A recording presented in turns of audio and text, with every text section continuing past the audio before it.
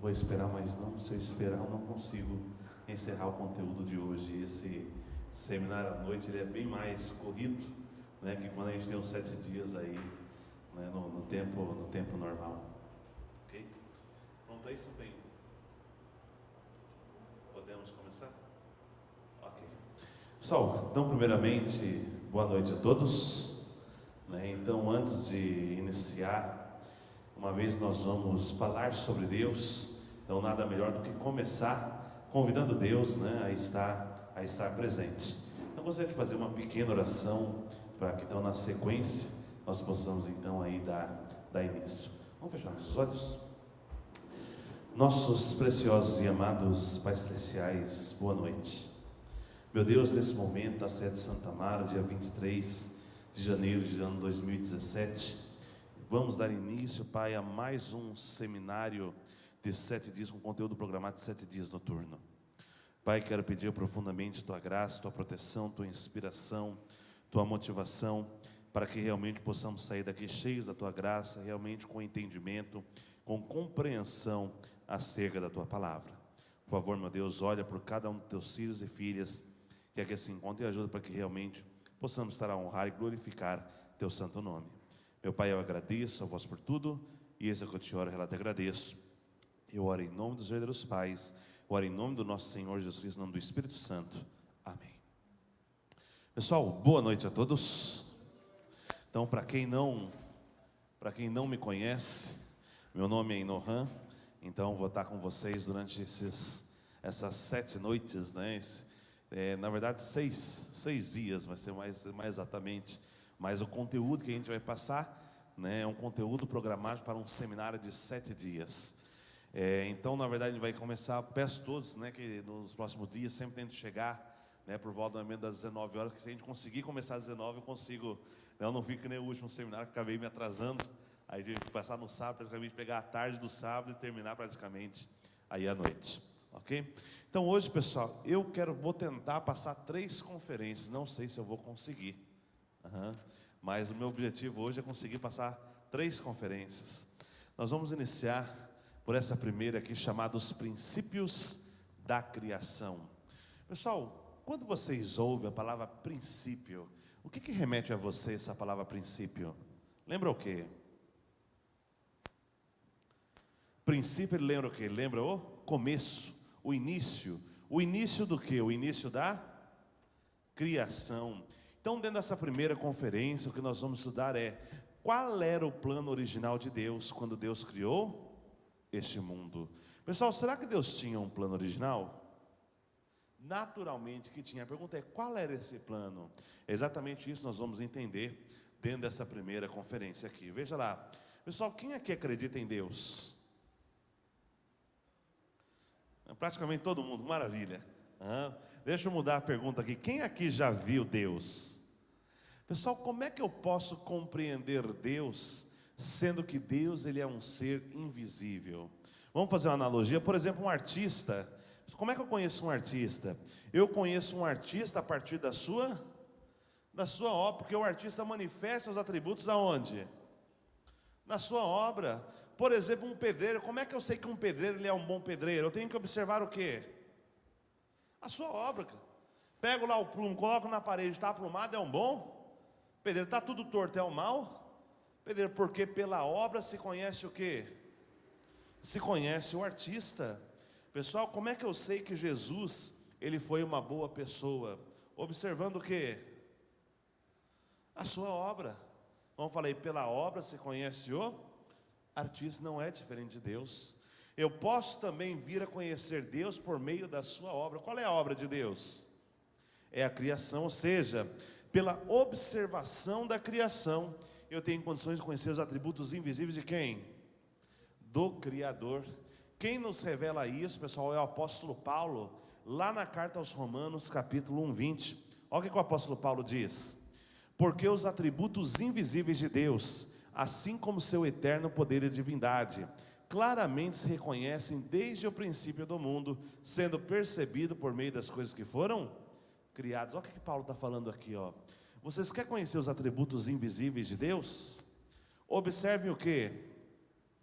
Observe as coisas que foram Criadas, porque Deus manifestou seus atributos invisíveis aonde? Dentro da criação. Ou seja, se eu estudar então a criação, eu terei condições de entender os atributos invisíveis de quem? Do Criador. Por esse motivo, pessoal, dentro dessa primeira conferência, nós vamos estudar um pouquinho sobre a criação. Veja lá, esse gráfico aqui, ele representa todas as coisas que foram criadas. Toda a criação, ela possui um caráter interno, que é a natureza interna, e possui uma forma externa, que é a matéria, a forma e estrutura. Vamos ver aqui mais exemplo, que isso vai ficar mais claro. Olha lá, partículas, átomos e moléculas, como caráter interno, possui algo chamado de NDI. Pessoal, o que é esse NDI? Natureza diretiva inerente. O que é isso? Por exemplo, pessoal, uma mãe, quando ela tem um filho, a mãe precisa falar para o filho: filho, vem aqui no seio para tomar o leite. A mãe precisa falar isso para o filho? Não precisa. É uma coisa que acontece o quê? Uma coisa que acontece naturalmente, espontaneamente. Essa naturalidade, essa espontaneidade é o que nós chamamos de natureza diretiva inerente, ou seja, é uma natureza, é uma característica que é direta, ninguém precisa mandar, é espontânea, e é inerente, é interno àquele ser. Por exemplo, as partículas naturalmente se juntam para formar os átomos naturalmente se juntam para formar as moléculas, e assim para formar todos os seres vivos. Como forma externa, partículas, átomos e moléculas, eles possuem algo chamado de corpo micro. Pessoal, o que é um corpo micro? É um corpo que ele é tão pequeno que não é possível enxergar olho nu, mas ele existe, ele está lá. De forma análoga, o mundo vegetal também, como caráter interno, eles possuem algo chamado de mente vegetal. Pessoal, o que é esta mente vegetal? Será que planta pensa? O que vocês acham? Planta pensa ou não pensa? Imagine que eu vou pegar, por exemplo, um pé de chuchu e vou plantar no meio de um campo. O que vai acontecer com ele? Ele vai começar a crescer em cima da grama. Digamos que ele está crescendo para o lado de lá. Eu venho do lado de cá, pego um bambu e finco ele no chão. O que ele faz? Ele sai de lá, vem aqui no bambu e começa a subir. Pergunta: quem falou para ele que ali tinha um bambu? Quem falou para ele que ele tinha que subir naquele bambu? Quem explicou isso para ele? Um outro exemplo: se você plantar um coqueiro, pessoal, abaixo da copa das árvores, o que o coqueiro faz? Ele começa a crescer, e ele só para de crescer depois que ele passar por cima da copa de todas as outras árvores. Pergunto: como é que ele ia saber que ele ia encontrar o sol se ele continuasse subindo? Quem explicou isso para ele? Isso também é o que? Um atributo interno, que no mundo vegetal é chamado de quê? De mente vegetal. Como forma externa, os vegetais possuem algo também chamado de quê? De corpo visível. Pessoal, o que é o corpo visível vegetal? Toda aquela parte que é palpável, ó. A flor, o caule, a folha, a raiz, toda a parte que é palpável, isso é o que? O corpo visível. Olha lá, os animais também não é diferente. Os animais, como caráter interno, possuem algo chamado de instinto. Por exemplo, o que é o instinto dos animais? O gatinho, quando ele vai fazer as necessidades dele, como é que ele faz, pessoal? Ele vai lá na terra, ele abre um buraquinho, faz a necessidade, depois ele cobre. O pessoal pergunta: quem ensinou isso para ele? Algum dia alguém viu, por exemplo, a mãe gato chamando os filhotes, falando: filhos, vem cá, hoje eu vou ensinar como é que vocês vão fazer suas necessidades. Alguém viu isso daí algum dia? Alguém já viu no Discovery Channel isso? Não tem, porque é uma coisa que acontece o quê? Espontaneamente, é natural. Essa espontaneidade no mundo animal é o que nós chamamos do quê? É o que nós chamamos de instinto. É o caráter interno dos animais. Como forma externa, os animais também possuem o quê? Algo chamado de corpo visível dos animais. No caso do gatinho, é o pelo, o osso, a carne, toda a parte que é palpável. O ser humano também não é diferente. O ser humano, como caráter interno, possui algo chamado de coração e mente. Pessoal, o que vem a ser este coração e mente? Por exemplo, quando uma pessoa termina um relacionamento, o que a pessoa diz? Estou com o coração partido. Pessoal, qual é o coração que a pessoa está se referindo? É o coração literal? Se fosse o coração literal, a pessoa estaria como? Morta. E coração, o que é que a pessoa está falando? É o coração? Sentimento é o coração? Emoção, que é o que? Um atributo interno. Como forma externa, o ser humano possui o que? Algo chamado de corpo visível. Pessoal, olha que interessante. Desde as partículas que constituem todo o universo até o ser humano, tudo é dotado de caráter interno e de forma externa. Qual a conclusão que a gente pode chegar a partir da observação disso? É simples, olha lá a conclusão. Se a criação ela é o efeito, ou seja, se ela é a obra de Deus e ela possui os atributos de caráter interno e forma externa, então Deus, como sendo a causa, como sendo a origem de tudo, Deus também deve possuir o quê?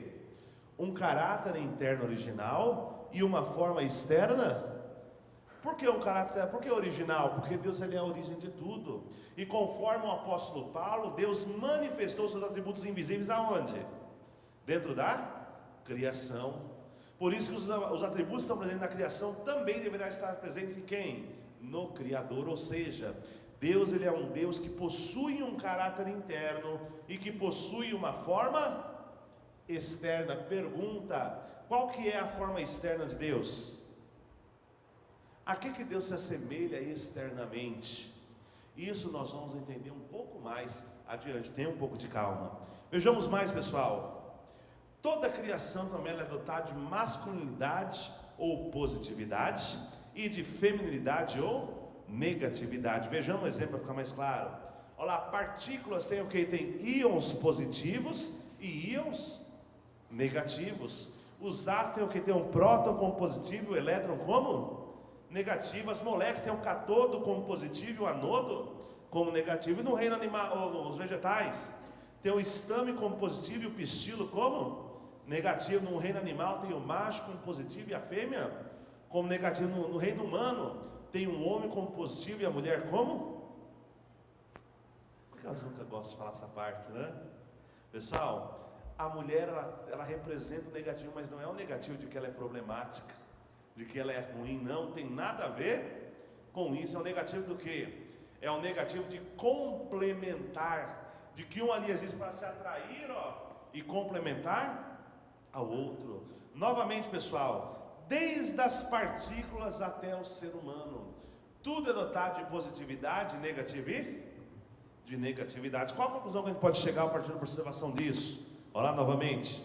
Se a criação ela é o efeito, ou seja, se ela é a obra de Deus e ela possui os atributos de positivo e negativo, então Deus, como sendo a causa, ele também tem que possuir o que? As características de positividade e de negatividade inerentes a ele próprio. Pessoal, pergunta: essa negatividade aqui é a mesma coisa que maldade?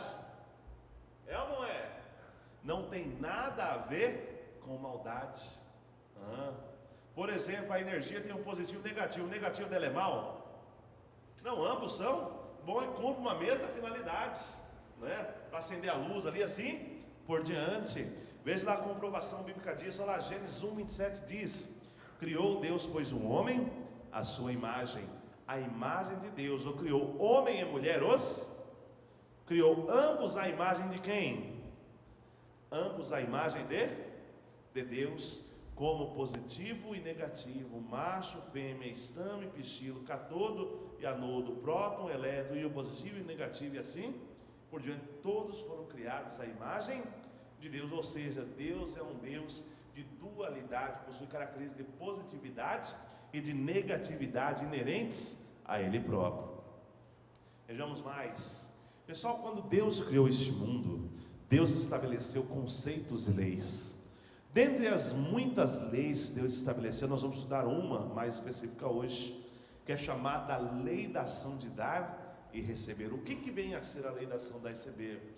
Posso dizer que é uma das principais, uma das mais importantes leis criadas por Deus. Por quê? Porque nada no universo existe ou se multiplica sem a ação de dar e receber. Mesmo o mal só existe também se tiver numa ação de dar e receber. Como que funciona essa ação dar e receber, pessoal? Veja lá, deve ter um ser na posição de sujeito e um ser na posição de objeto, sendo que a primeira ação sempre vai estar a partir de quem? Então o sujeito vai fazer o que? Ele vai dar para o objeto, que simultaneamente recebendo, ele devolve, gerando-se assim uma ação cíclica, e dentro dessa ação cíclica gera-se uma força resultante, que nós chamamos de força para existência, multiplicação e ação. Como já falei, nada do universo existe ou se multiplica sem ação de dar e receber. Vamos ver exemplo, pessoal, que isso vai ficar mais claro. Pega, por exemplo, dentro do casal, tem lá o esposo na posição de sujeito e a esposa na posição de objeto. A primeira ação deve partir de quem? Do sujeito ou do objeto? Tem que vir de quem? Do sujeito, do esposo. Eu pergunto, o que o esposo como sujeito, ele tem a dar para a esposa? O que o esposo pode dar para a esposa? Um por vez, calma. O que o esposo pode dar para a esposa, pessoal? Amor. O que mais? Carinho. O que mais? Respeito. O que mais? Atenção. Fidelidade. O que mais? Cartão de crédito, chocolate, flores. Eu pergunto, se o marido dá isso para a esposa, o que ela vai devolver para ele? Ela vai devolver o quê? Gratidão, respeito, reconhecimento, amor, carinho. Quando o marido chegar à noite em casa, depois do trabalho, o que vai ter lá na casa para comer? Vai ter aquela comida quentinha, sem chumbinho. Eu pergunto, pessoal, vai se tornar um casal feliz ou infeliz? Naturalmente vai se tornar um casal feliz. Por que vai se tornar um casal feliz? Porque existe harmonia entre a ação da receber entre esposo e esposa. Eu pergunto, o que vai vir como a resultante da ação da receber aqui dos dois? O que vem como uma consequência dessa ação da receber? Olha lá o que vem. Os filhos. Os filhos, ele vem como uma consequência direta da ação de dar e receber dos seus pais. Observe que agora os pais estão na posição de sujeito, enquanto os filhos estão na posição do quê? De objeto. A primeira ação deve partir de quem? Do sujeito ou do objeto?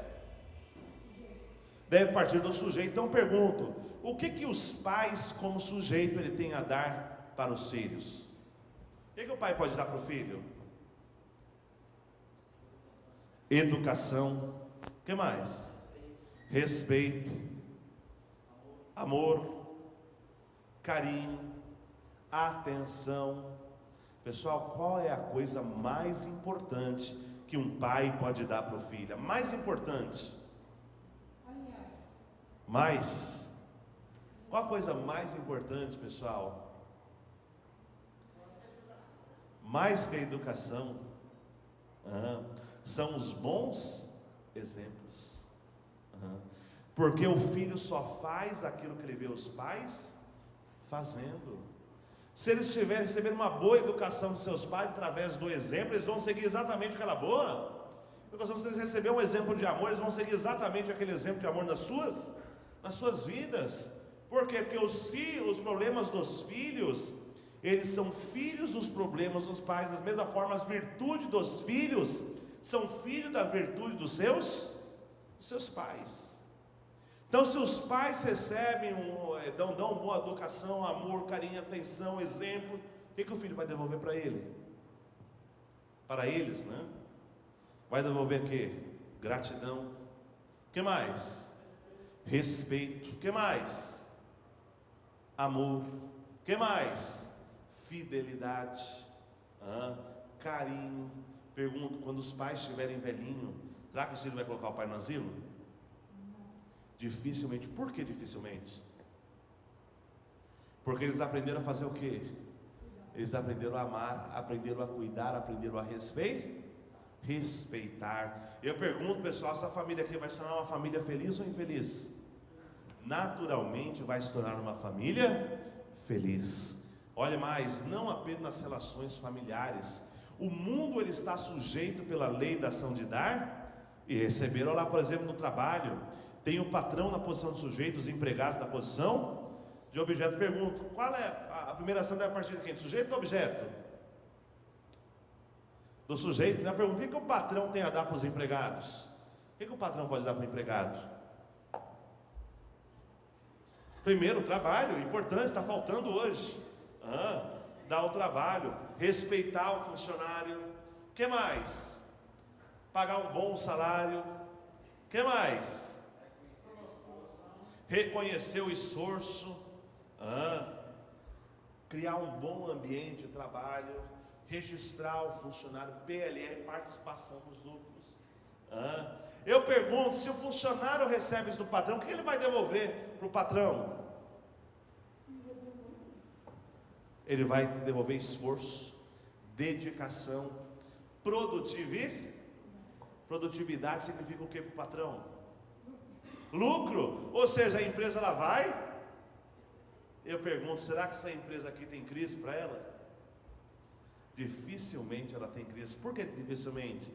Porque existe uma ação harmoniosa de dar e receber entre patrão e empregado, entre sujeito e objeto. Pessoal, aqui nós chegamos a uma questão. Qual é a finalidade pela qual Deus criou o ser humano? Por que nós estamos aqui?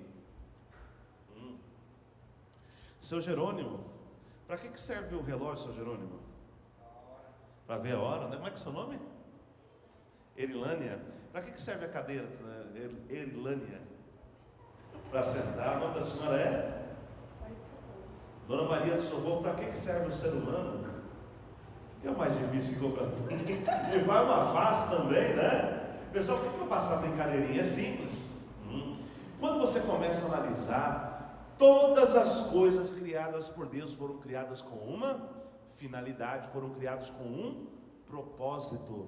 Eu pergunto, terá sido o ser humano o único ser criado por Deus sem ter um propósito? Naturalmente que não. Quer ver o que é um exemplo disso? Pessoal, procura aqui nessa sala uma coisa que não tenha uma finalidade. Alguém consegue achar? Só uma coisa. Vou dar aqui um estímulo, ó. Se alguém descobrir uma coisa que não tem uma finalidade, eu vou dar um bombom. Quer dizer, ia dar, acabou. Sumiu o bombom, mas tinha um bombom aqui, tenho certeza que tinha. Alguém comeu. Hoje cedo ainda tinha. Vamos mudar aqui, ó. Pessoal, procura em toda a criação de Deus. Procura uma coisa que não tem uma finalidade. Alguém consegue achar? Uma coisa. Outro dia, dando essa conferência, uma pessoa falou assim: barata. Pessoal, barata tem finalidade? Tem. Qual é a finalidade da barata? Aí o pessoal respondeu: assustar as mulheres. Oi? Fazer a galinha feliz também. A ver a baratinha e ver, opa, churrasco, né? Ela corre em cima, né, pessoal? Pessoal, observe que mesmo a barata, ela foi criada com um propósito, ela foi criada com uma finalidade. Qual é a finalidade da barata? O que a barata faz? Ela pega lá o lixo, né, a matéria inorgânica, e transforma aquela matéria inorgânica em matéria orgânica, ou seja, ela ajuda na decomposição. Ou seja, também ela tem uma finalidade. Pessoal, observe que tudo na criação, absolutamente tudo, foi criado com um propósito. Terá sido o ser humano o único ser criado por Deus sem ter um propósito? Naturalmente não. Naturalmente que Deus também me criou com uma finalidade. A pergunta é qual? Por que eu estou aqui? Vamos entender isso. Olha lá, pessoal, a finalidade por qual? Porque Deus criou o ser humano. Deus criou o ser humano para que o ser humano entrasse numa ação de dar e receber para com Deus. Deus como sujeito e o ser humano como objeto. Eu pergunto, o que Deus como sujeito ele tem a dar para o ser humano? O que Deus pode dar para o ser humano? Deus dá inspiração, Deus dá motivação, Deus dá sabedoria, Deus dá entendimento, Deus dá discernimento, Deus dá capacidade, Deus dá saúde, Deus dá paz, Deus dá humildade, Deus dá tudo para o ser humano. O ser humano recebendo isso de Deus, o que ele deveria retornar para Deus? Ele deveria retornar o quê? Gratidão, respeito, amor, fidelidade, atenção, beleza. Pessoal, eu pergunto, um ser humano que tivesse essa plena ação de dar e receber aqui, para com Deus, este ser humano aqui, ó, se tornaria um ser humano feliz ou infeliz? Tornaria um ser humano feliz. Pergunta: existe hoje um ser humano que ele é 100% feliz? Tem ser humano hoje? Alguém conhece? Todo ser humano, sem exceção, tem dificuldade. Não importa quem seja, não importa quão rico seja, não importa quão belo seja, todo ser humano tem alguma dificuldade. A pergunta que eu faço é: por que o ser humano ele é infeliz? Se Deus criou o ser humano para ser feliz, por que o ser humano ele sofre de infelicidade? É simples. Pessoal, vocês sabem qual é o significado da palavra religião? Alguém sabe? Religião, a palavra que vem do latim, significa o quê? Religar. Religar o quê? Religar o homem de volta a Deus. Por que precisa religar? Precisa religar porque essa ligação aqui, ela foi o quê, ó? Ela foi cortada, ela foi desligada quando o ser humano cometeu o pecado.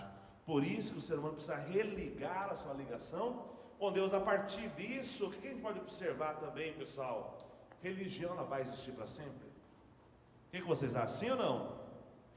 Ela não vai existir para sempre. Até quando a religião tem que existir? Ela tem que existir até ela cumprir o propósito. Qual é o propósito da religião? Ligar o ser humano a Deus. Uma vez que o ser humano seja ligado a Deus, não tem mais finalidade de religião. A religião, ela perde a sua finalidade. Porém, enquanto isso não acontecer, o homem ainda precisa da religião. Ela é uma forma de se ligar, de retornar a Deus. Está dando para entender, pessoal? Vamos lá, vamos avançar. Olha lá, lei da ação da receber comprovação bíblica. Mateus 7,12 diz: portanto, tudo que vós quereis que vos façam, fazei-o também vós, porque esta é a lei e os profetas. Ou seja, pessoal, você quer que as pessoas te façam bem? Adivinha o que você tem que fazer? Tem que fazer o bem também.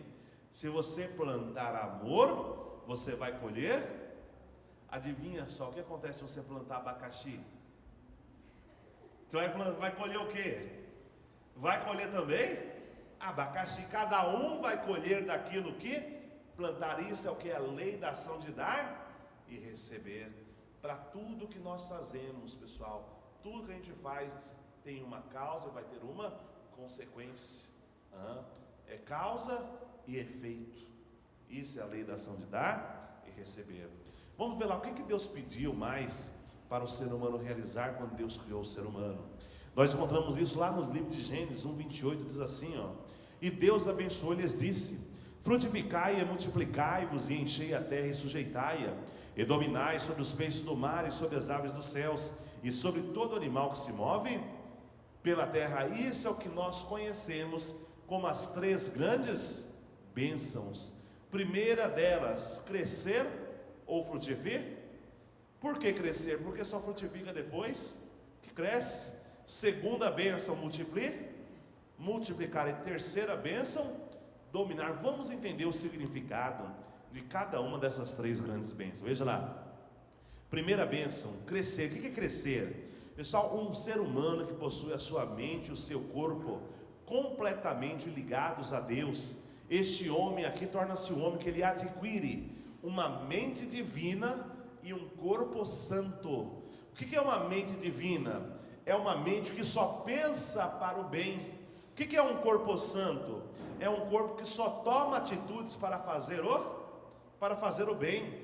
Uma pessoa que só pensa no bem, que só faz o bem, o que ela se torna? Torna-se um homem perfeito, torna-se um com quem? Um com Deus. Lembra que ali atrás nós falamos que Deus possui um caráter interno e possui uma forma externa? Qual é a forma externa de Deus? A que Deus assemelha externamente?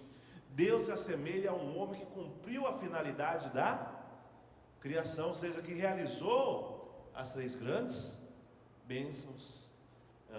Exemplo disso, pessoal, houve já algum homem que realizou essa primeira bênção, que crescer? Teve algum homem que já realizou isso? O que vocês acham? Sim ou não? Jesus. Jesus realizou, tem prova? Tem aonde? Quando Felipe pergunta a Jesus: Jesus, mostra-nos o Pai. Qual é a resposta de Jesus a Felipe? Jesus responde: não acreditai que eu estou no Pai, que o Pai está em mim? Eu sou perfeito, como perfeito é o Pai que está no céu. Eu e o Pai somos um. Jesus queria dizer exatamente que ele era um homem que tinha cumprido o quê? Que tinha cumprido a primeira bênção. Ele se tornou um com Deus. Ele se tornou a forma externa de quem? De Deus. Esse era o plano original da criação. Todos nós deveríamos nos assemelhar a quem? A Deus, tanto homens quanto mulheres. Depois de realizar essa primeira bênção, o homem estaria apto agora a realizar a segunda bênção. O que é a segunda bênção? Multiplicar. O que é multiplicar, pessoal? Um homem que realizou a primeira bênção, juntamente com uma mulher que realizou também essa primeira bênção, ambos ligados a Deus. Nesse estado, Deus abençoaria este homem e esta mulher em matrimônio, e aqueles multiplicariam o quê? Filhos de quem? Filhos de Deus apareceriam sobre a terra. Depois de realizar a segunda bênção, aqui o homem estaria apto agora a realizar o quê? A terceira? Qual que é a terceira bênção? Este homem está conectado a Deus, juntamente com toda a criação que está conectada a Deus. Este homem, ele reconheceria a criação, ele zelaria pela criação, e por sua vez a criação forneceria todos os meios para a subsistência do ser humano. Aqui surgiria o que? O mundo ideal, o mundo perfeito, o plano original de Deus seria realizado. Pessoal, pergunta: este mundo ideal, ele existe hoje? Existe ou não existe? Basta você ligar lá no Datena para ver se existe ou não existe. Pessoal, por que este mundo ideal ele não existe hoje? Um dos motivos: houve uma inversão da ordem das três grandes bênçãos. Como assim uma inversão? Veja lá. Hoje o primeiro ser humano, ele quer saber do quê? Dominar, ele quer ter posses materiais, quer ter domínio sobre a criação, sobre o mundo material. Ele quer ter casa, quer ter carro, quer ter dinheiro, quer ter iate, quer ter isso, quer ter aquilo. Muitas vezes, conseguindo ou não, ele já parte para o quê? Para a segunda vez, ele começa a multiplicar. Faz um filho aqui, um filho ali, outro filho acolá. Quando já está no fim da sua vida, já está sentindo o cheiro do enxofre, aí ele vai se lembrar de quem? De Deus. Porém a Bíblia fala o quê? Buscai primeiro o reino de Deus sobre todas as coisas, e tudo mais vos será acrescentado. O primeiro passo para o homem cumprir a finalidade da criação era o quê? Era se unir com quem? Com Deus. Mas primeiro ele tem buscado o quê? A matéria. Ele está focado na matéria, ele está focado no dinheiro e esquece de Deus. E isso tem sido um dos motivos a qual tem levado o ser humano, a qual tem levado o mundo a esse estado pecaminoso, a esse estado de complicado, de guerras, de lutas e assim por diante. Olhe mais, pessoal: o mundo substancial visível e o mundo substancial invisível. Todos nós, sem exceção, passamos por três etapas em nossas vidas. Uma primeira etapa é chamada de vida intrauterina. O que é essa vida intrauterina? É aquela vida quando nós estamos dentro do útero de nossas mães. Pessoal, quanto tempo dura essa vida aqui? 9 meses. Que tipo de vida é esta? É uma vida aquática. A criancinha está dentro de uma bolsa de água. Dentro dessa bolsa de água, o que tem lá, pessoal? Ela fica lá, ó, só nadando, sombra e água fria durante 9 meses. Eu pergunto, pessoal, quando a criança está dentro do útero da mãe, ela tem olho? O que vocês acham? Tem olho ou não tem? Tem. Ela tem nariz? Tem mão? Tem boca? Tem pé? Ela tem tudo. Pergunto, ela usa para alguma coisa? Para que ela usa o nariz dela na barriga da mãe? Outro dia a pessoa falou assim: para respirar. Eu falei: o quê? Pessoal, ela respira por onde? Pelo umbigo, pelo cordão umbilical. Ela come por onde? Tudo ela faz através do cordão umbilical. Ou seja, ela tem olho, ela tem pé, ela tem nariz, ela tem mão, ela tem boca, mas ela não usa para nada. A pergunta que eu faço é: por que ela tem tudo isso se ela não usa? Por que está lá se ela não usa? Para entender isso, eu não tenho como entender isso se eu me focalizar apenas nesta vida aqui, na vida uterina. Eu tenho que sair dessa vida uterina e vir numa próxima etapa da vida, ou seja, da vida na terra. O que acontece, pessoal? Passados 9 meses, o que acontece com essa bolsa de água aqui, ó? Ela estoura, e a criança, ela nasce numa nova etapa de vida. Ela sai dessa bolsa de água e entra agora para o quê? Para a vida dela. Ela sai de uma bolsa de água e entra numa nova bolsa. Que bolsa é essa, pessoal? Ó, nós estamos aqui, ó, numa bolsa de oxigênio, não é? O pessoal pergunta, nessa vida na terra, nós possuímos a nossa mente. Antes disso, observe que quando essa criança ela entra para a vida na terra, tudo aquilo que não tinha uma finalidade aqui, quando vem para cá, passa a ter uma finalidade. Olha lá, aquele olhinho que nesse mundo aqui não servia para nada, quando vem para cá se torna o quê? Se torna a visão. O nariz se torna o olfato. A boca, o paladar, o ouvido, a audição, a mão, o tato. Ou seja, tudo aquilo que não tinha uma finalidade aqui, quando passa para cá, passa a ter uma finalidade. Pergunta, pessoal: entramos nessa vida na terra, possuímos a nossa mente. Quantos por cento da nossa mente o ser humano utiliza hoje? 10%? Mais ou menos? 30%? Mais ou menos, pessoal.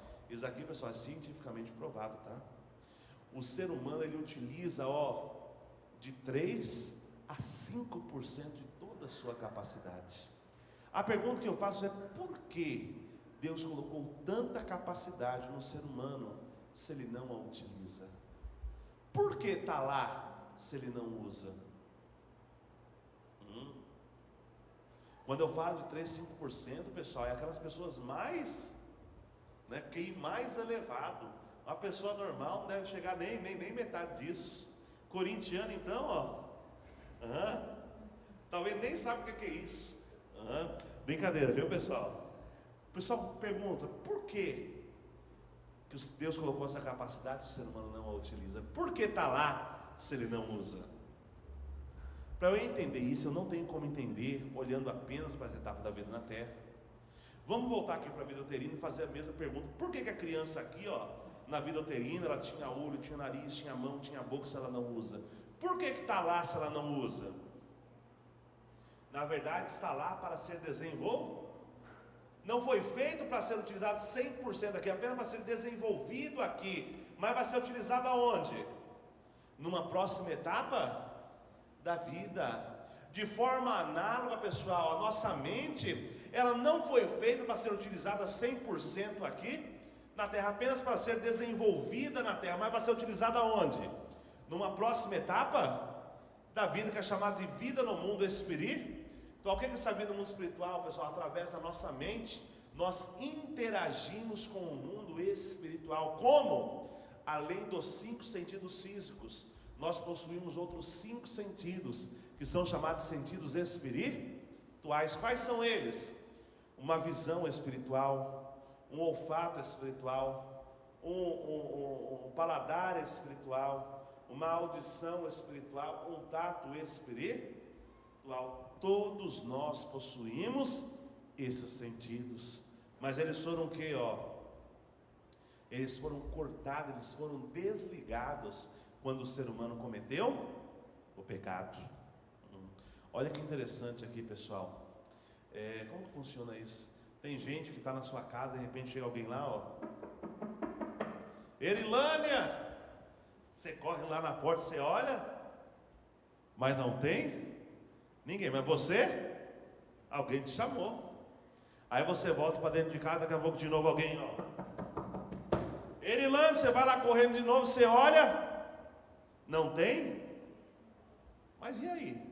Chamou ou não chamou? Chamou.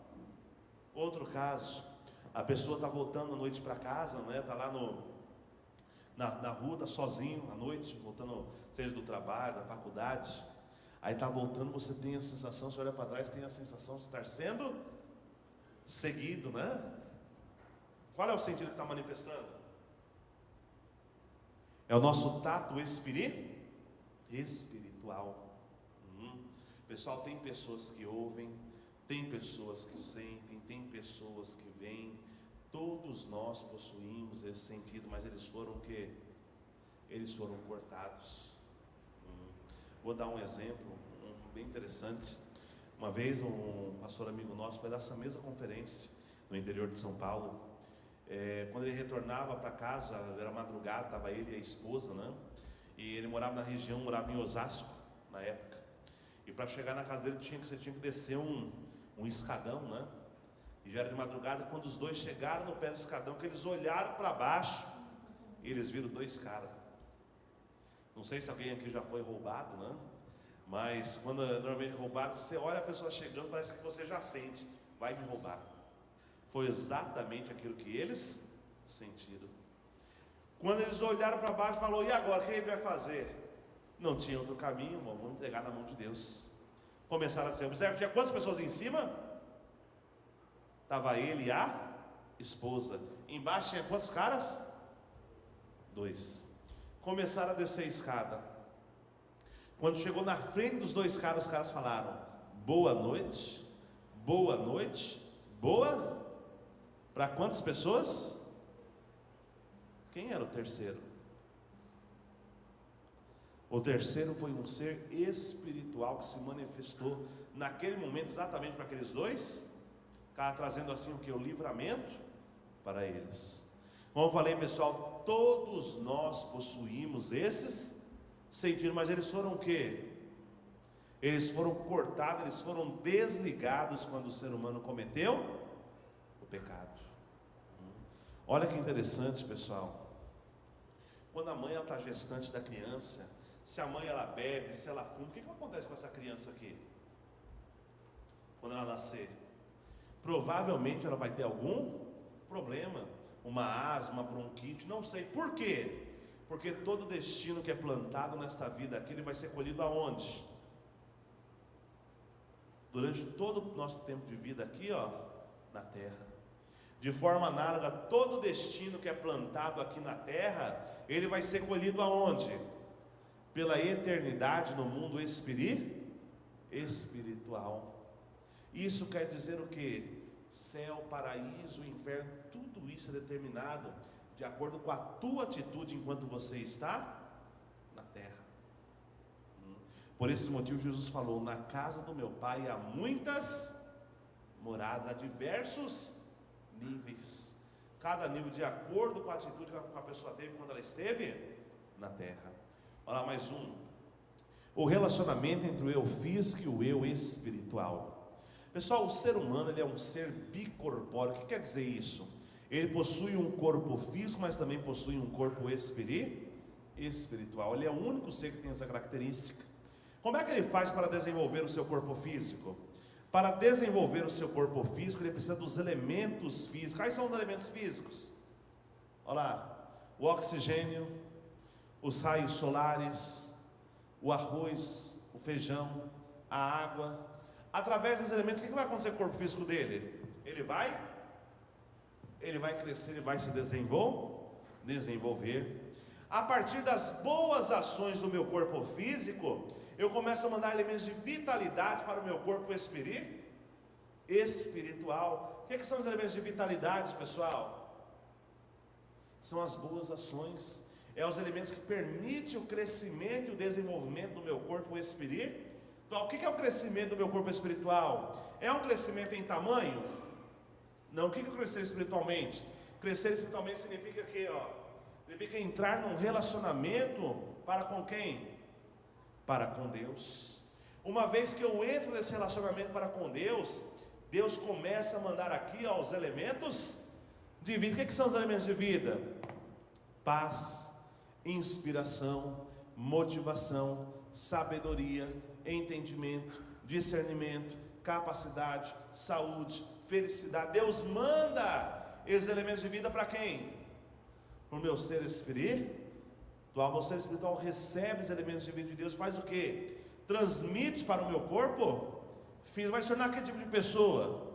Vai se tornar uma pessoa inspirada, uma pessoa motivada, uma pessoa sábia, uma pessoa feliz. Pessoal, volta a fazer a mesma pergunta. Existe hoje um ser humano que ele é 100% feliz? Que não tenha nenhum problema? Existe esse ser humano hoje? Não existe. Por que não existe? Veja lá outro motivo. Pessoal, como é que está o oxigênio do ser humano hoje? Poluído. Monóxido, dióxido de carbono, cigarro, maconha, crack, metanfetamina. Pessoal, como é que está os raios solares do ser humano hoje? Pega sol aí de meio-dia. Bem que São Paulo não tem mais esse problema, né? São Paulo não tem mais sol. Está de greve o sol.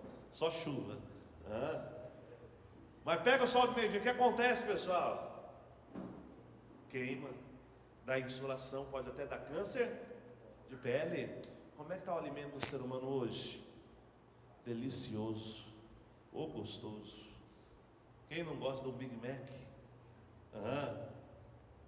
Quem não gosta de aquela coxinha, aquele empanado fritinho, aquela batata? Pessoal, alimento estrangeiro, cheio de gorduras saturadas, cheio de agrotóxicos.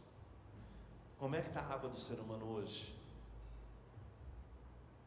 Ela está ardente.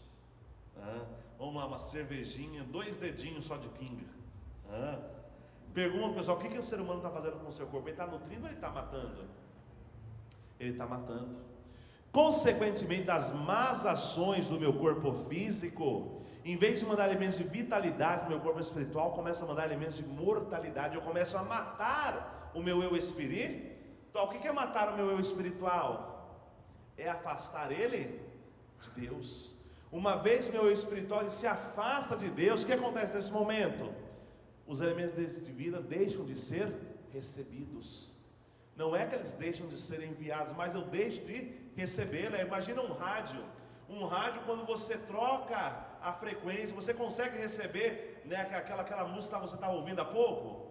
Quando você sai da frequência, você para de receber. Da mesma forma são os elementos de vida. Então você deixa de receber o amor, você deixa de receber paz, você deixa de receber inspiração, você deixa de receber motivação.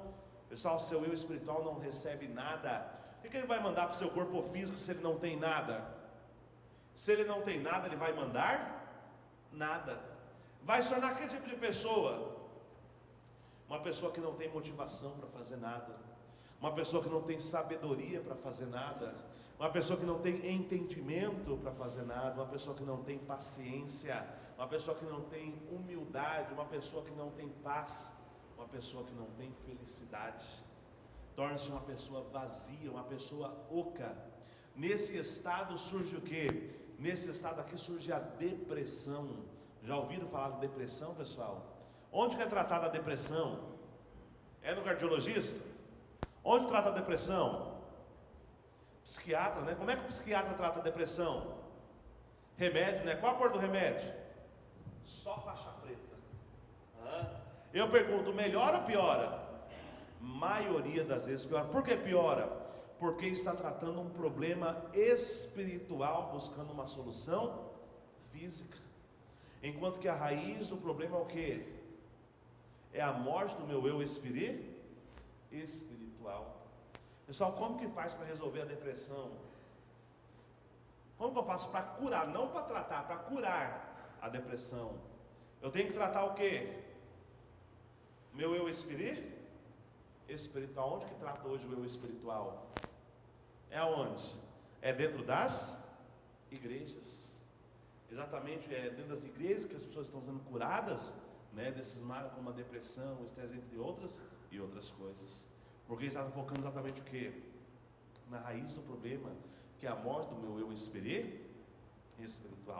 O pessoal pergunta, como é que o ser humano hoje pode ser feliz com esse ciclo de circunstâncias acontecendo na sua vida? Tem como o ser humano ser feliz? Não tem. Ele precisa primeiro resolver a circunstância, para depois ele possa encontrar a felicidade. Mas para ele entender como resolver isso, ele precisa ir à raiz do problema, precisa entender como que foi que esse problema, como foi que essa presente infelicidade adentrou no ser humano. Para isso, pessoal, nós vamos estudar aí a nossa segunda conferência, que é chamada de A Queda do homem. Então, o que desviou o ser humano, né, do caminho original, do plano original de Deus? Isso que a gente vai entender aí nessa segunda conferência.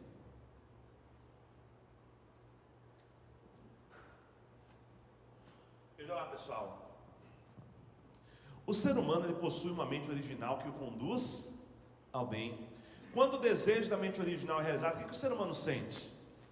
Sente felicidade. Entretanto, com o pecado, foi colocado no ser humano uma mente má que o conduz a fazer o mal. E quando o desejo da mente má é realizado, o que o ser humano sente?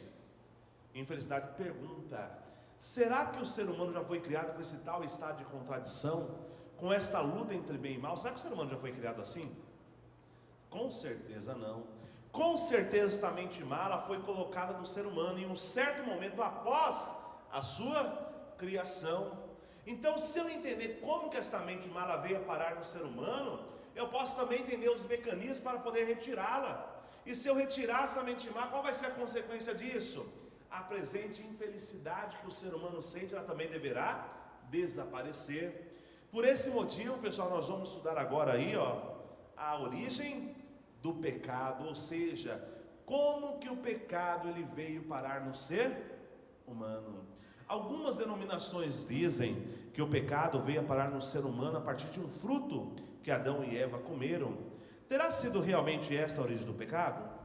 Vamos descobrir. Veja lá, pessoal, lá no livro de Mateus 13:34 diz assim, tudo isso disse Jesus por parábolas à multidão, e nada lhes falava sem parábola. Pergunta, pessoal, o que é uma parábola? O que vem a ser uma parábola? Parábola é é uma comparação, é uma metáfora, é uma analogia, é uma história. Para que eu uso parábolas? Parábolas são utilizadas para facilitar ou para dificultar um entendimento sobre um determinado assunto. Vamos mudar a pergunta: por qual motivo Jesus falava por meio de parábolas? Qual o motivo, pessoal? Simples. Das próprias palavras de Jesus diz assim, muitas coisas eu tenho para vos dizer, mas vós não podeis suportar agora. Chegará, porém, a hora que eu não mais vos falarei por parábolas, mas falarei abertamente acerca do Pai. Observe então, pessoal, que pelas palavras de Jesus, qual é o motivo que ele usa parábolas? Por qual motivo que ele usa parábolas? Porque as pessoas não estavam preparadas para ouvir aquilo que ele estava falando. Por isso se utilizava por meio de parábolas. Pergunta, pessoal, quem é que ensinava quem foi que ensinou Jesus a falar por meio de parábolas? Foi Deus. Está na Bíblia? Está aonde? João 8:28, Jesus diz: eu vos ensinei da forma que o meu Pai me ensinou. Eu falo da forma que o meu Pai fala. Ou seja, Jesus está falando que Deus também fala por meio do quê? Por meio de parábolas. João 8:28. Pessoal, tem exemplo disso na Bíblia? Tem. Aonde? Livro de Ezequiel, capítulo 37. O que diz lá, pessoal? Diz a Bíblia que Deus comparou o povo de Israel a um vale de ossos secos. O que era um vale de ossos secos? Eram pessoas sem espiritualidade, pessoas sem amor, pessoas sem. Então você vê o próprio Deus se utilizando por meio do quê? Por meio de parábolas. O pessoal pergunta: se Deus fala por meio de parábolas, os profetas que escreveram os manuscritos originais da Bíblia, a escreveram de uma forma literal ou por meio de símbolos e parábolas? Naturalmente elas escreveram também por meio de símbolos e parábolas. Por que por meio de símbolos e parábolas? Porque é a forma que Deus fala, é a forma que Deus inspira. Vamos ver um exemplo disso? Olha lá, lá no jardim do Éden, Deus deu um mandamento para Adão e Eva. Qual foi o mandamento que Deus deu para Adão e Eva? Do fruto da árvore da ciência do bem e do mal, dela não comerás, porque do dia em que dela comer, certamente. Agora, pergunta, pessoal, este fruto aqui, é um fruto literal ou é um fruto simbólico? Simbólico? Literal? E agora? Simbólico ou literal, pessoal? Deu pane? Deu tchutchu? Vamos reiniciar o PC. Pessoal, literal ou simbólico o fruto? O fruto ele é simbólico. Pessoal, por que o fruto é simbólico e não um fruto literal? Primeiro motivo, porque Deus ele é um pai de amor. Pergunta, pessoal, se Deus é um pai de amor, Deus ele é bom ou ele é mau? Ele é bom.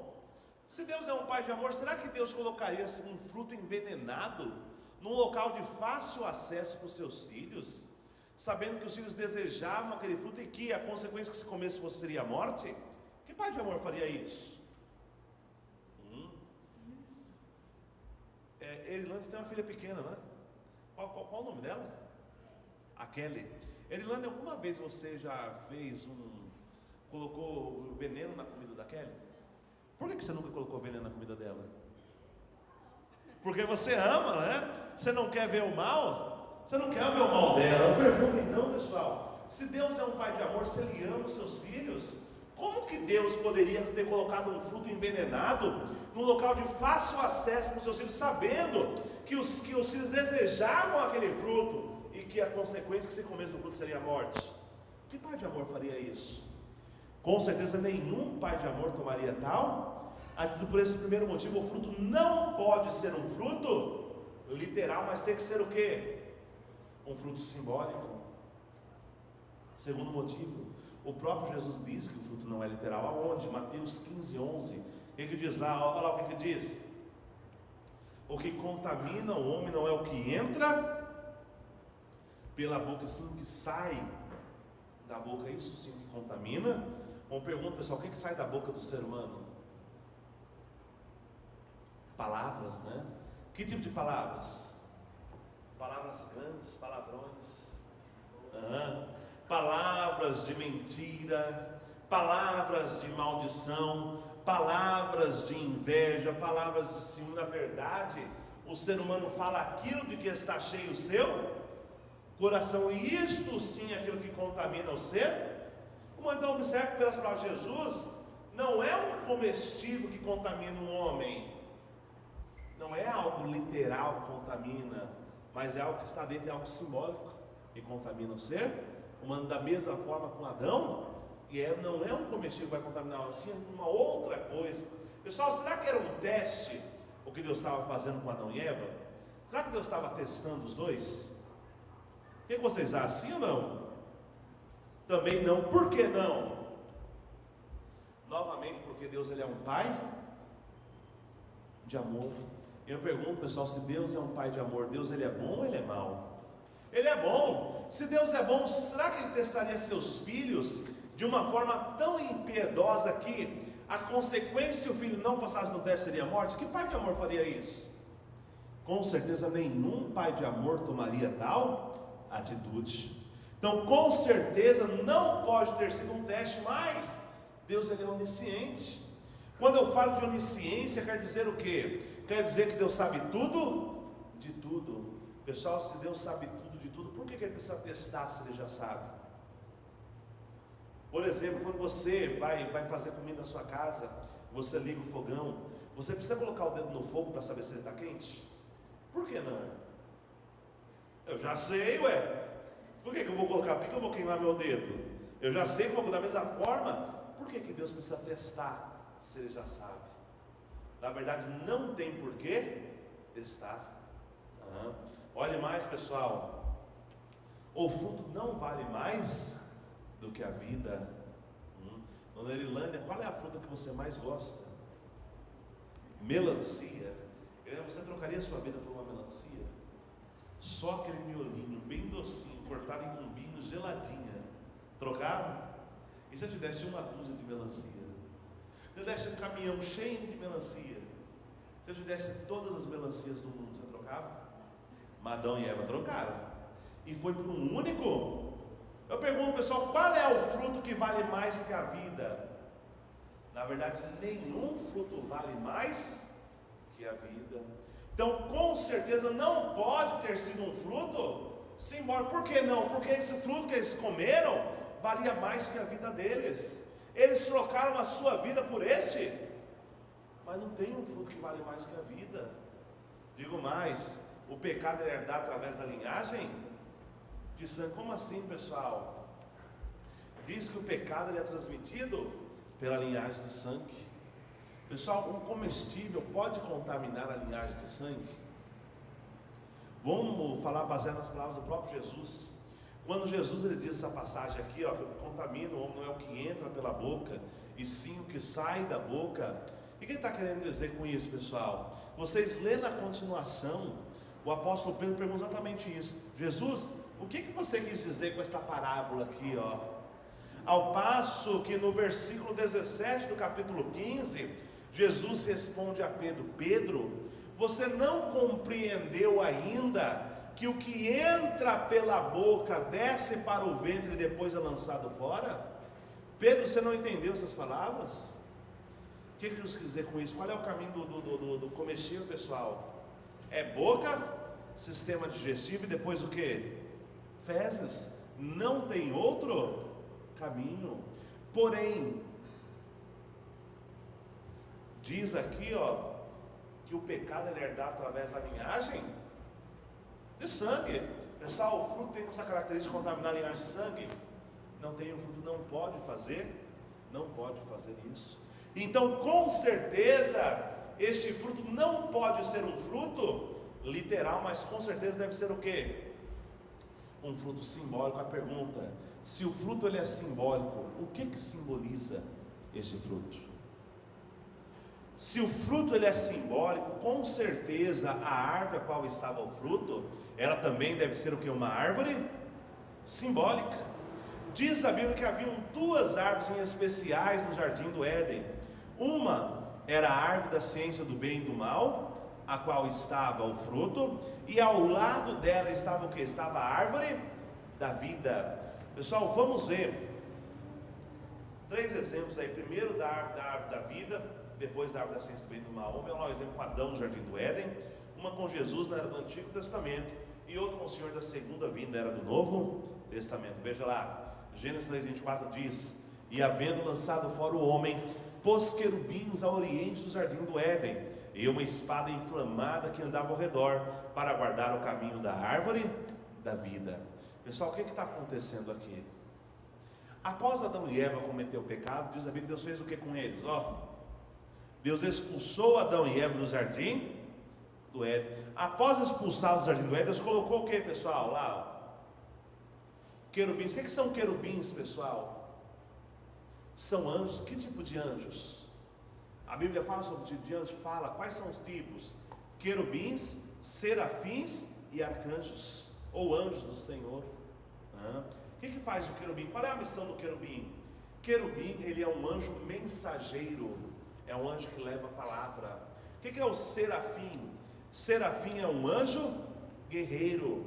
O que são os anjos do Senhor ou arcanjos? São líderes de anjos. Observe que Deus colocou que tipo de anjo aqui, pessoal? Ele colocou o querubim. O que são querubins, pessoal? Ele colocou um anjo mensageiro. Junto com esse anjo mensageiro, Deus colocou o que? Uma espada inflamada. Não para guardar o jardim do Éden, mas para guardar o que? O caminho da árvore da vida. Pessoal, o que é uma espada inflamada? O que significa uma espada inflamada? Espada inflamada é um termo simbólico. Simboliza o que? Qual é a espada do cristão hoje em dia? É a Bíblia, a palavra, né? O que vem a ser uma espada inflamada? É aquela palavra dura, só que é uma palavra que conscientiza, que dá entendimento. Ou seja, foi o anjo mensageiro que através da palavra deu entendimento a Adão e Eva. Deu entendimento do quê? De que eles não mais alcançariam a árvore da vida. O que era alcançar a árvore da vida, pessoal? Era se tornar um homem e mulher perfeitos, puros, do padrão original que Deus havia planejado no princípio da criação.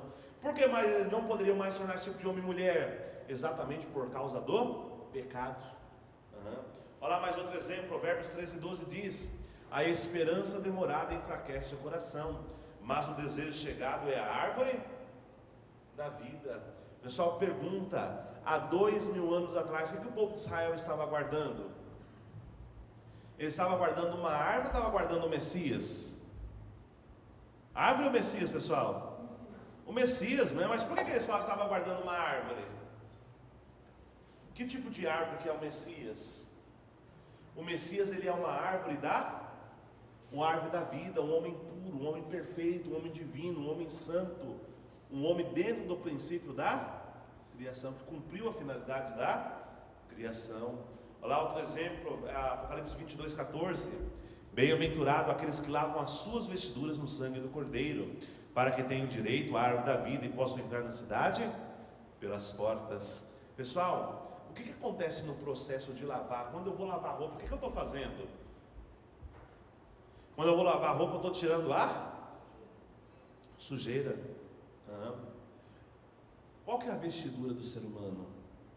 A vestidura do ser humano é o que? É a carne que reveste o Espírito.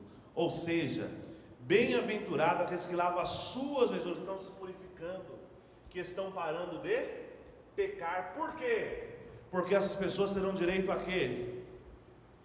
A árvore deve ter direito a reconhecer o Messias, o Filho de Deus, este homem puro, este homem divino, este homem santo, quando ele aparecer, e poderão entrar na cidade pelas portas, ou seja, poderão entrar no reino dos céus. Então o pessoal pergunta, qual é o significado de árvore da vida? O que simboliza a árvore da vida?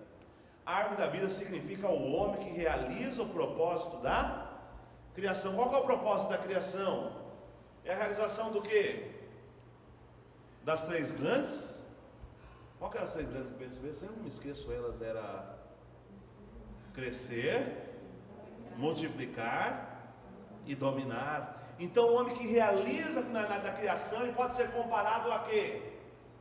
A uma árvore da vida, ou seja, a um homem puro, a um homem divino, a um homem santo, a um homem perfeito. Olha lá, exemplo disso na Bíblia. Jesus diz, João 15:5: eu sou a videira e vós as varas. Pergunta, pessoal, Jesus, ele é um homem ou é uma árvore?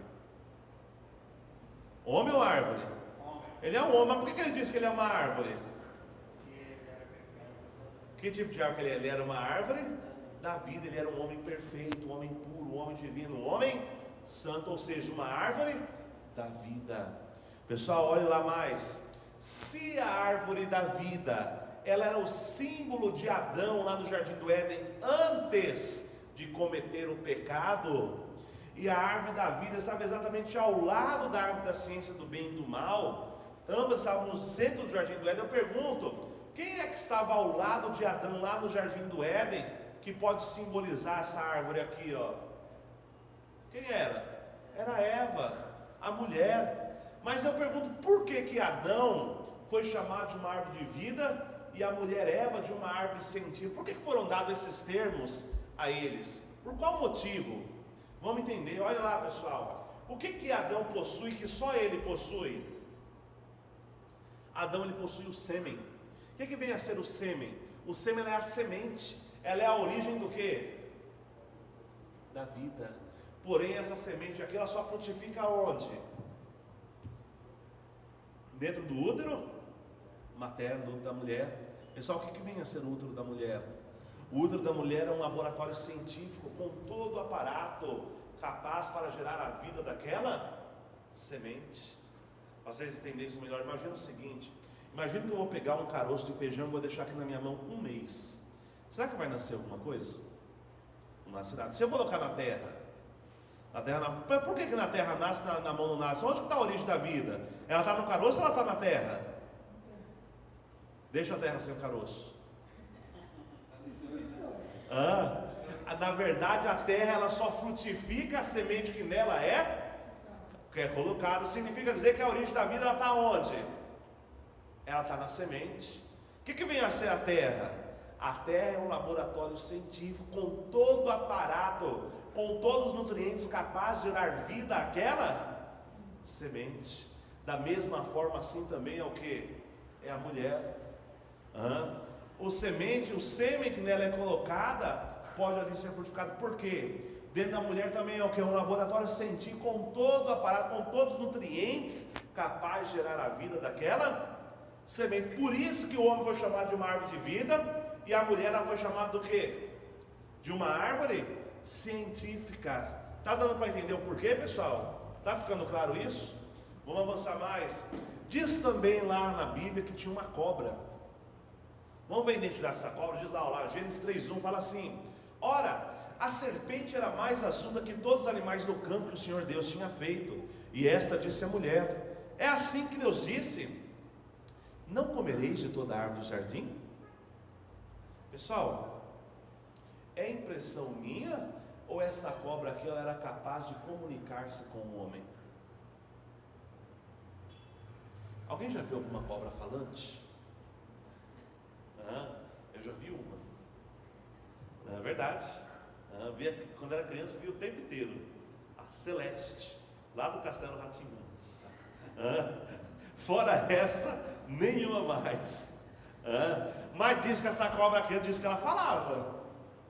Diz mais, diz que ela conhecia o mandamento de Deus. Eu pergunto, pessoal, quem é que conhece o mandamento de Deus? É um ser físico ou seres espirituais?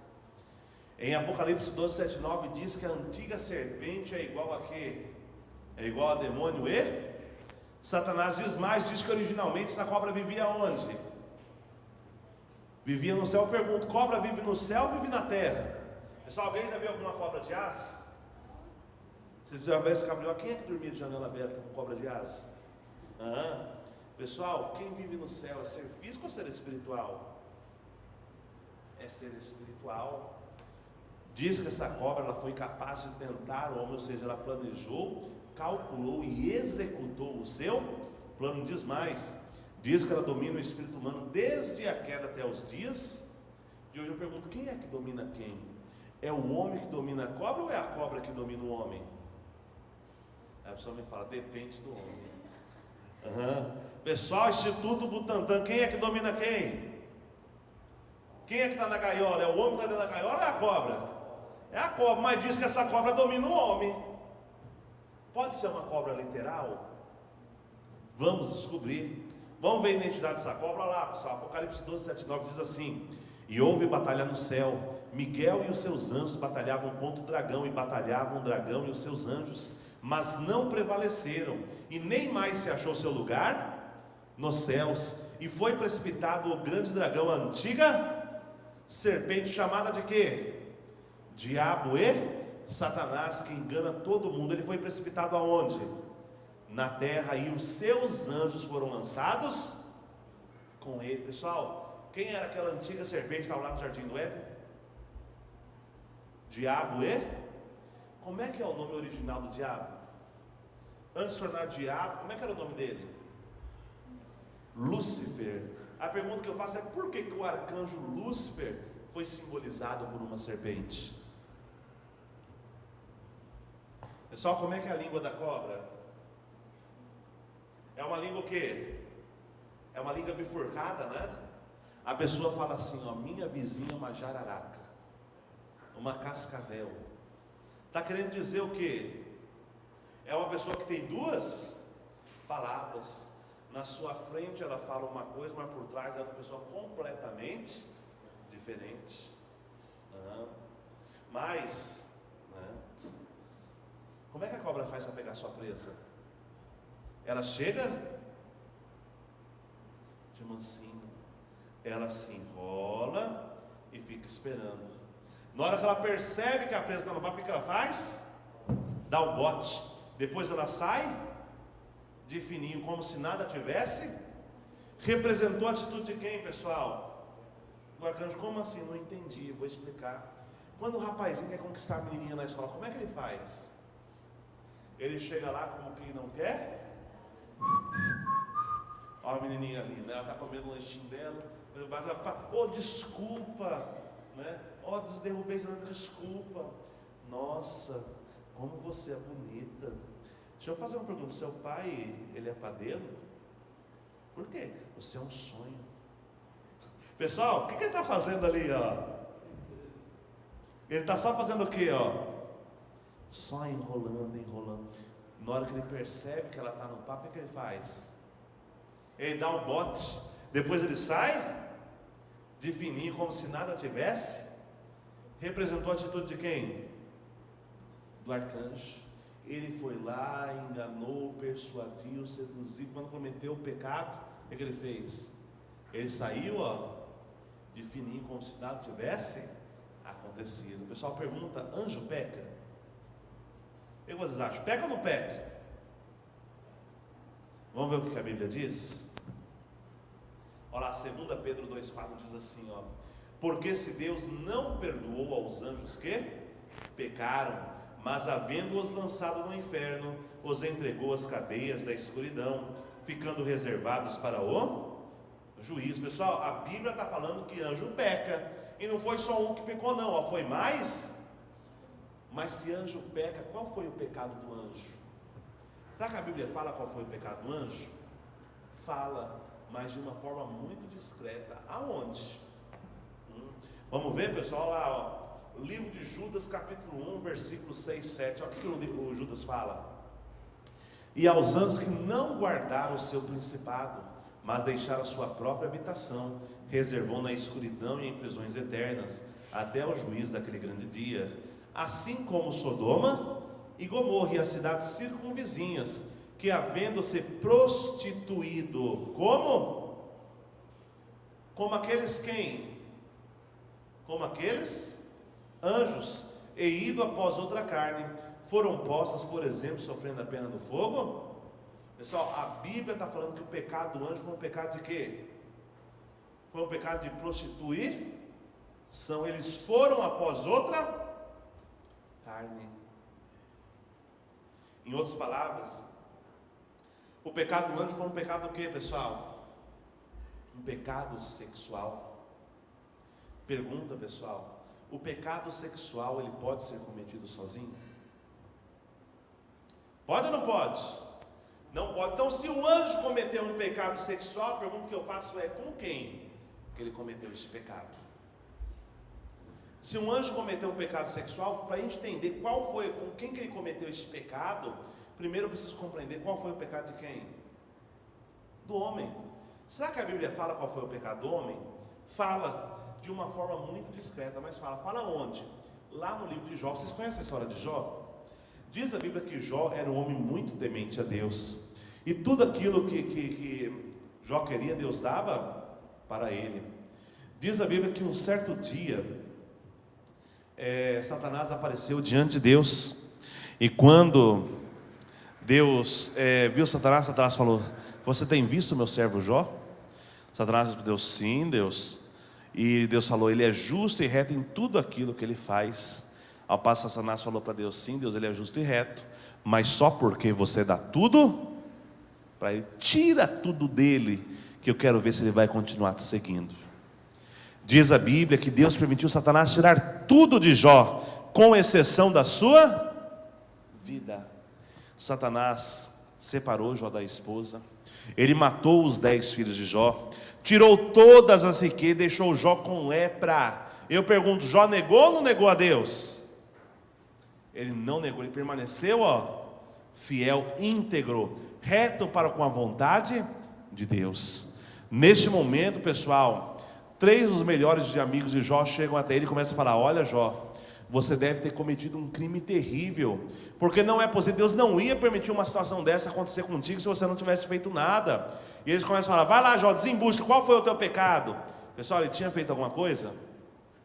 Ele não tinha feito nada. Nesse momento, pessoal, por mais ou menos 28 capítulos do livro de Jó fica essa acusação, os amigos acusando Jó e Jó se defendendo. Quando chega no capítulo 30 e 31, Jó começa a fazer lamentações. O que são lamentações? Jó começa a falar: olha, Deus, se eu olhei para a mulher do meu próximo com um sentimento impuro, é justo que eu esteja pagando pelo que eu estou pagando, mas eu não fiz isso. Ele continua: olha, Deus, se eu tinha o que comer e deixei o meu próximo passar fome, é justo que eu esteja pagando pelo que eu estou pagando, mas eu também não fiz isso. Nessa circunstância, olha o que Jó diz aqui, pessoal, capítulo 31, versículo 33 do livro de Jó. Diz lá, ó: se como Adão encobri as minhas transgressões, ocultando o meu delito no meu seio. Na continuação, então é justo que ele esteja pagando pelo que eu estou pagando, mas eu não fiz isso. Olha o que ele fala aqui, ó: se como, ele está fazendo uma comparar, ele está falando, se eu fiz como Adão, se eu fiz como Adão o quê? Encobrindo as minhas. Jó está falando que Adão, ele fez o quê? Ele escondeu, ele encobriu o seu erro. Erilane, quando você fez aquele pudim para Kelly, você falou assim para Kelly, só é para comer depois do almoço. Não é assim que a mãe fala? Aí a Kelly ficou sozinha com o pudim lá na cozinha. Aí de repente, né, ela olha para o pudim em cima da mesa, o pudim olha para ela e o pudim fala, ó: vem, eu estou doce. A Kelly olha para a mãe, distraída, olha para o pudim de novo: vem. E lá vai a Kelly, olha no pudim. Vum. Na hora que ela está chegando com a mão, o dedo na boca, quem é que aparece na cozinha? Na hora que a mãe aparece, o que a Kelly faz? Se está na boca, engole. Pessoal, por que a criança faz isso? Mesmo para uma criança, é do caráter humano esconder a arma qual cometeu o crime. Se Adão e Eva tivessem comido um fruto literal, o que eles deveriam ter escondido? A mão que usou para pegar e a boca que usou para comer. Jó está falando que eles esconderam o que é a arma do crime. Eu pergunto, o que Adão e Eva esconderam? Foi a boca? Foi a mão? Foi o que, ó? Foram os órgãos sexuais, indicando que assim como o pecado do anjo, o pecado do homem também foi o quê? Foi um pecado sexual, foi um ato sexual prematuro, antes do momento autorizado, antes do momento permitido por Deus. Vamos entender a simbologia, pessoal, da queda. Veja lá, como é que uma árvore ela se multiplica? Uma árvore se multiplica a partir do fruto ao qual contém a semente. Como é que o ser humano se multiplica? O ser humano se multiplica através do ato de amor. No caso de Adão e Eva, o ser humano foi simbolizado pelas árvores, enquanto que o amor, o sexo, ele foi simbolizado pelo quê? Pelo fruto. Pessoal, a Bíblia fala que foi uma maçã? Não fala, mas por que o mundo adquiriu a maçã como fruto do pecado? O que lembra a maçã, ó? Ela lembra o que, ó? O coração. O que você tem lá na festa junina? Você tem o que? A maçã do amor. Da onde veio maçã do amor? Por que maçã do amor? Ela vem daqui, ó. Pessoal, quando você corta uma maçã ao meio, o que você tem ali? Você tem um órgão sexual feminino. Você passa lá na frente do motel. O que tem lá na letra O do motel? Tem uma maçã. Mordido pergunta: o que o pessoal vai fazer no motel? Pessoal, eles vão comer maçã ou vão comer outras coisas? É fato.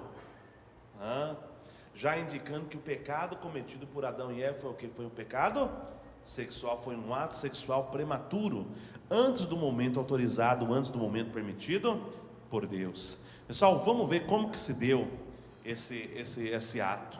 O que é fornicação? Fornicação, ele é o ato sexual entre pessoas não casadas. Diz a Bíblia que o arcanjo tentou Eva falando o quê? Olha, Eva, Deus não falou que você podia comer de todos os frutos do jardim do Éden? Pessoal, se o fruto era o símbolo do ato de amor, do ato sexual, o arcanjo estava fazendo o que com Eva? Ele estava seduzindo Eva, até um ponto que diz a Bíblia que Eva comeu do fruto com quem? Com o arcanjo. No momento que ela se relaciona sexualmente com o arcanjo, todo o pecado que está no arcanjo Lúcifer, em Satanás, é transmitido para quem? Eva herda esse pecado através desse ato sexual. Nesse momento Eva passa a sentir medo, ódio, ciúmes, inveja. Quando ela tem medo, o que Eva faz? Eva corre para próximo de quem? Eva corre para próximo de Adão. E agora ela come do fruto, ou seja, ela tem um ato sexual com quem? Um segundo ato. Nesse momento, tudo aquilo que Eva herdou do arcanjo, ela transmite para quem? Para Adão, através exatamente da linhagem. Está na Bíblia isso? Está onde? Livro de Gênesis capítulo 3. Diz a Bíblia que após, Adão e Eva comerem do fruto, o que acontece, pessoal, nesse momento? Deus vai até a tarde no jardim do Éden, chama Adão e fala: Adão. Quando Adão ouve a voz de Deus, o que Adão faz? Ele se esconde. Ao passo que Deus vai até Adão e fala: Adão, por que está escondido? Porventura comeste do fruto que eu tinha falado que não era para comer? O que Adão responde? Foi a mulher que me deste por companheira, que me deu do fruto e eu comi. Aqui ele assume que ele comeu do fruto, ou seja, ele teve um ato sexual com quem? Com Eva. Quando Deus vai até Eva, o que Deus fala para Eva? Eva, por que fizeste isso? O que Eva responde? Foi a serpente que me enganou e eu comi. Aqui ela assume que ela teve um ato sexual com quem? Com a serpente, ou seja, com o arcanjo Lúcifer. Tem mais prova disso? Tem. Livro de Mateus capítulo 12 Jesus diz: vós conhecereis uma árvore pelos seus frutos. Quem é o primeiro filho de Eva, pessoal? Caim. Caim, ele era filho de quem? Ele era filho de Adão ou era filho do arcanjo? E agora, hein? Vamos mandar para o ratinho fazer o teste de DNA. Filho do arcanjo ou filho de Adão, pessoal? Fisicamente falando, Caim, ele era filho de Adão. Por quê? Porque seres espirituais não podem ter filhos. Porém, enquanto Eva se relacionava sexualmente com Adão, ela estava envolvida emocionalmente com quem? Ou seja, embora fosse filho de Adão, era o fruto do amor de Eva com quem? Por isso que Caim representava o filho de quem? Do arcanjo. Depois de tudo isso acontecer, diz a Bíblia que Deus colocou inimizade entre Eva e o arcanjo, ou seja, agora Eva está mais próxima de quem? De Adão. Nesse momento ela tem o seu segundo filho, Abel. Diz a Bíblia que Deus gostava de Abel, mas Deus não gostava de Caim. Por que Deus ama um, Deus aceita a oferta de um, mas não aceita a oferta do outro? Por qual motivo? Porque Caim representava o filho de quem? O filho direto do arcanjo. Está dando para entender, pessoal? Está ficando claro? Vamos mais, vamos avançar. Qual era a hierarquia que originalmente Deus havia pretendido? Deus viria em primeiro lugar. Abaixo de Deus viria quem? O homem na posição de filho. Depois viria quem? Os anjos na posição de servo. Depois viria toda a criação. Esse era o plano original. Essa era a hierarquia que Deus havia planejado para a humanidade. O que aconteceu com a queda? O ser humano caiu da posição de filho. Caiu para onde? Caiu abaixo da criação. Pessoal, o que simbolizou essa queda? Simbolizou, além de uma queda de posição, ou seja, a perda da posição como senhores de toda a criação, simbolizou também uma perda de valores. Por isso Jeremias 7,9 diz que enganoso é o coração mais que todas as coisas. Deus não pode mais confiar no ser humano. Jeremias 7,5 diz que maldito o homem que confia no outro homem. Deus não pode mais confiar no ser humano. Essa queda, como eu falei, quem ficou no lugar do ser humano, pessoal? Os anjos. Está na Bíblia, isso está onde? Terceira tentação de Jesus no deserto. Satanás leva Jesus ao topo de uma montanha e fala: Jesus, está vendo todos esses reinos aqui, ó? Se você se inclinar aqui para mim agora e a mim me adorar, tudo isso eu vou te dar, porque a mim foi dado. Dado por quem? Dado por Adão e Eva quando cometeram o pecado. Como eu falei, não representou apenas uma queda de posição, mas também a perda de valores. Veja lá, o que é essa perda de valores? Pessoal, como é que o homem chama a mulher hoje? Sua vaca, cachorra, cadela, peru. É ou não é assim? Como é que a mulher chama o homem hoje? Seu cavalo, jumento, seu cachorro, até quando ama, ursão, meu gatinho. É interessante, pessoal, você vê, você vai lá no bonde do Tigrão. Olha como é que é verdade isso, né? Aí o cara fala assim, ó: só as cachorras, mulher, É ou não é? É fato. Isso é o que? É perda de valores. É a circunstância que o ser humano caiu em virtude do pecado.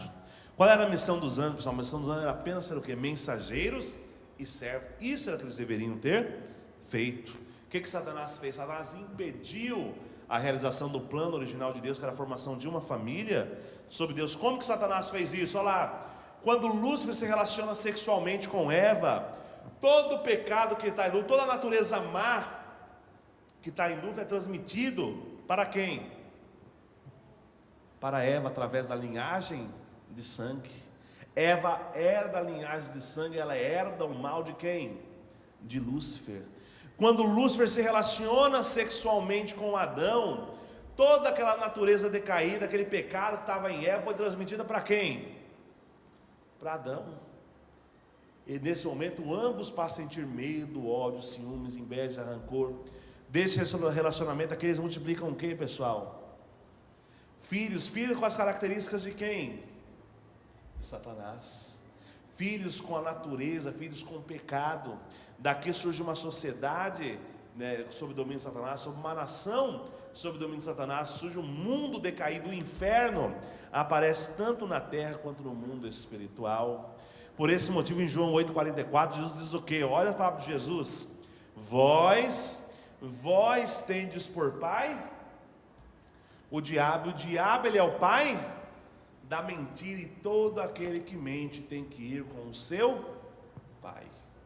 Pessoal, pergunta entre nós aqui: tem alguém aqui que nunca mentiu? Segundo Jesus, aquele que mente tem por pai, não é eu que estou falando não, é Jesus que está falando. E agora? Por que Jesus falou isso?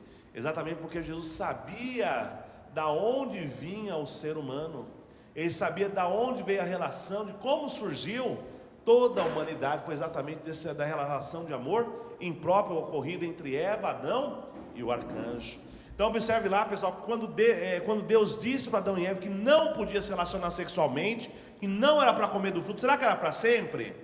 Não, era apenas enquanto estivesse no período de crescimento, antes de alcançar a maturidade, tanto física quanto espiritual. O ser humano não deveria se relacionar sexualmente.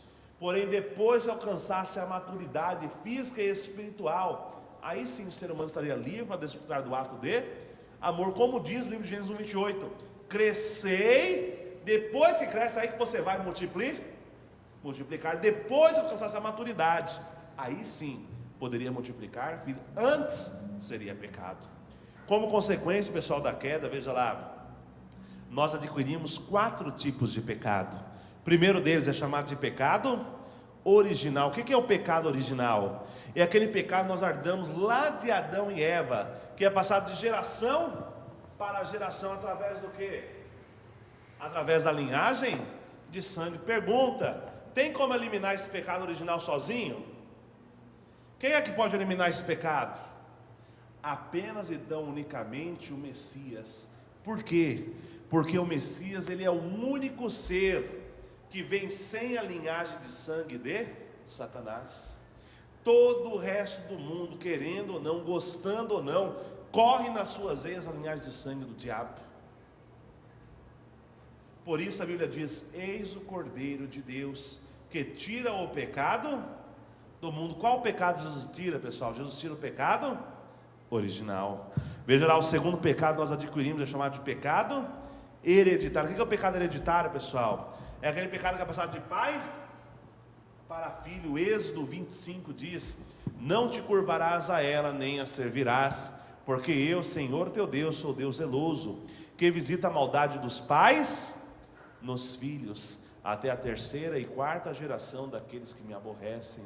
O que é isso? É pecado hereditário, pecado que é passado de pai para filho. Exemplo, pessoal, se a mãe é fofoqueira, como é que sai a filha? Uma fofoqueirinha. Não, a fofoqueira em potencial. Pessoal, tem como eliminar esse pecado? Observe que o pecado hereditário, eu não preciso do Messias para eliminar. Eu mesmo posso cortar essa maldição na minha vida. Eliminar pecado hereditário é responsabilidade de quem? é minha responsabilidade. Minha filha pode ter influência a fofocar, mas ela escolhe fofocar ou não, vai depender de quem? Depende dela. Terceiro tipo de pecado nós adquirimos, chamado de pecado coletivo. O que é o pecado coletivo? É aquele pecado que você faz através da influência dos outros. Por exemplo, lá no meu bairro, para fazer parte do grupinho, eu tenho que usar droga, eu tenho que fumar, eu tenho que beber. Logo, eu posso escolher fazer parte do grupo ou não, depende de quem. A escolha de quem? É sua. Você não precisa do Messias eliminar esse pecado, você mesmo pode eliminar essa maldição na sua vida. Veja lá, quarto tipo de pecado que o ser humano adquiriu, chamado de pecado. O que é o pecado, pessoal? É aquele pecado que você planeja, você calcula e você mesmo executa por sua livre conta e risco. Então, peraí, se eu que planejo, eu que calculo e eu que executo, então é só não planejar, não calcular e não? Depende de quem? Depende do Messias? Depende de quem? Depende de mim. O pessoal pergunta, o que é o pecado? Pecado, ele é a legalidade, ele é a condição que você dá para que Satanás amaldiçoe a sua vida. Cada vez que você comete um pecado, você está falando para Satanás, pode amaldiçoar a minha vida. Eu autorizo, você está dando autorização para Satanás para amaldiçoar a sua vida, para as coisas não prosperarem, para as coisas não irem para a frente. Eu pergunto, pessoal, como é que eu posso ser feliz com toda essa maldição aqui, nas minhas costas? Tem como o ser humano ser feliz desse jeito? Não tem. Ele primeiro tem que eliminar esse pecado. Para entender como eliminar isso, pessoal, nós vamos estudar aí a nossa próxima conferência, que é a missão do Messias. Pessoal, até aqui, dúvidas, perguntas? Dúvidas, não perguntas? Então vamos fazer o seguinte, pessoal, o tempo já está adiantado. Se eu for tentar dar mais uma conferência hoje, eu vou passar das 10, eu não consigo acabar antes das 10 a próxima conferência, que ela é um pouco mais longa, né? Então vamos fazer o seguinte, nós vamos encerrar hoje a conferência aqui, e amanhã a gente volta, né, no mesmo canal, no mesmo horário, com o mesmo apresentador, né, para dar continuidade, né, para essas conferências, tá bom? Pessoal, só para a gente encerrar então, vamos fazer uma pequena oração. Então nós encerramos aí esse primeiro dia de conferências. Vamos fechar nossos olhos. Nossos preciosos e amados Pais Celestiais, Pai, gratos somos a vós por estarmos, meu Deus, com vida nesta noite em Tua casa, por podermos, meu Pai, ouvir as Tuas palavras. Meu Deus, realmente quero pedir profundamente a vós, para que seja, meu Pai, com cada uma das pessoas que se encontram, para aquelas que estão nos acompanhando via internet, de alguma forma vós possa estar iluminando, vós possa estar ajudando, para que possam vir a ter o discernimento e a capacidade necessária para entender e compreender todas as coisas aqui que estão sendo passadas. Meu Deus, eu agradeço a vós por tudo, peço realmente profundamente a Tua graça, a Tua bênção, a Tua proteção e a Tua inspiração. Meu Pai, não deixe que nada de mal aconteça para conosco, nos leve no caminho de volta para nossas casas e nos traga amanhã novamente para darmos continuidade. Isso, meu Pai, que eu te oro e relato e agradeço. Eu oro em nome dos Senhor Deus Pai, eu oro em nome do nosso Senhor Jesus Cristo, eu oro em nome do Espírito Santo. Amém. Pessoal, muito obrigado e aguardo aí a todos amanhã às 19 horas, ok? Obrigado a todos.